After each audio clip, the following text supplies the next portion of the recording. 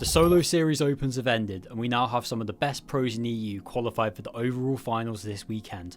I want to get into that in this video. I also want to talk about MrSavage's hunt for a new teammate. Let's get straight into it. So the solo series opens are officially over and we now have the 100 players qualified for the finals next weekend. Now listen, I couldn't possibly go over all 100 players, so what I'm going to do is I'm going to leave this map on screen for a while. This has 92 of the 100 qualified players, but you can have a look for yourself and see who's qualified and who's landing where. In the meantime, I want to run through some of the big names that unfortunately didn't qualify. Obviously it's quite difficult to make the top 100, so not every pro is going to make it, and we did have some big names miss out. Wox, Moneymaker and Seti were all just a couple of places off qualifying, so close for them. Bad news for MrSavage and Mongol fans, as neither of them managed to qualify either. Queasy, the reigning world champion, also missing out. He didn't seem to have a particularly enjoyable time playing this solo series, but we won't be seeing him in the finals. Plenty of other big names that didn't make it. I'll run through some of the rest. We had Pix and Darm, Veno also didn't make it, Vanya, Thomas HD, Podesai and Vadil. Let's take a look at the top 10 from the cumulative leaderboard over the last 6 weeks. We had Kurama in first, more on him later, Fishy X in second, Akira in third, who also won overall in week 6, Darky in fourth, Hari in fifth, Ping in sixth, iDrop in 7th, Maijo in 8th, Shark in 9th, and Vico rounding out the top 10. It's definitely fair to say that the players that we expected to do well in this solo series have done well. Some of the best solo players in the region are in this top 10. I want to give special credit to Kurama because I think he's an excellent player.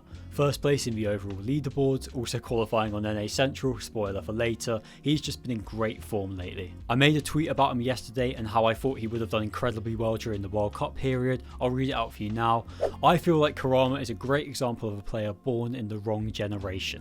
If he had been at the level he is right now during the zenith of solos in 2019 to 2020, then he would have made bank. An independent, headstrong pro, constrained and forced to exist in the team mode era. Now you might think that sounds overly wordy, fair enough if you do. The point I'm trying to get across is that Kurama's style fits an era of Fortnite that has faded away. In the early days of competitive Fortnite we had more solo tournaments, so it's more important to be an independent player. Nowadays the focus is team modes, so that skill isn't as important anymore. I honestly believe that the lack of solo tournaments over the last few years has meant that some players haven't got the recognition that they deserve for being good at the game mode because they haven't had the chances to prove it. When we think of some of the best solo players in Fortnite history, we have to think back to so long ago because those were when the big tournaments were. I think the solo series is a great step in the right direction for bringing big solo tournaments back and giving players the credit they deserve. And in my opinion, there's not many players that deserve that credit more than Kurama. You might be wondering why that is. The reason is because he's so consistent, and the evidence for that is that he was the highest placing EU player on the NA Central solo series. As far as I've been able to tell, we had 5 EU pros qualify for the NA Central solo series finals. Apologies if I have missed out anyone, let me know in the comments below if so, but I think it is only 5 players.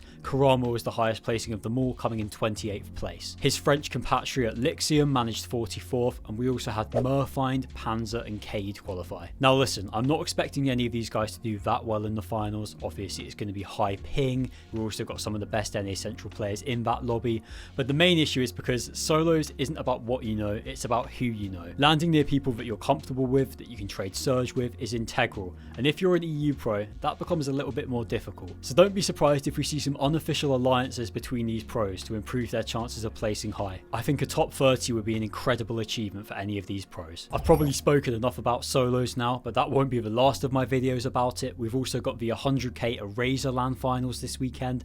A huge amount of solo tournaments at the moment, but I'm loving them a lot. But listen, duos is the competitive game mode, so let's get back to that for a second. We had a new duo confirmed. Sky and Scroll have officially reunited. This always felt like it was on the cards. Sky and Scroll looked great directly after Globals, and then they split, and then Marius and Sky looked so poor, so Sky and Scroll reuniting just makes a lot of sense. This marks the second time this year that Sky has dropped Scroll and then gone back to him within only a matter of weeks, so clearly these guys enjoy playing with each other. I'm sure now they're going to lock in, stick together, and I think they'll be a real threat for next year. But I'm sure not everyone's celebrating Sky and Scroll getting back together, especially if you're a MrSavage fan. Whilst Savage has been on holiday with Mexico, his previous duo Scroll ended up trying with Pix. Now obviously Sky and Scroll are back together, so MrSavage is looking for a new teammate. It's hard to say who he's going to play with. I don't want to speculate too much because it's still a few days until he gets back.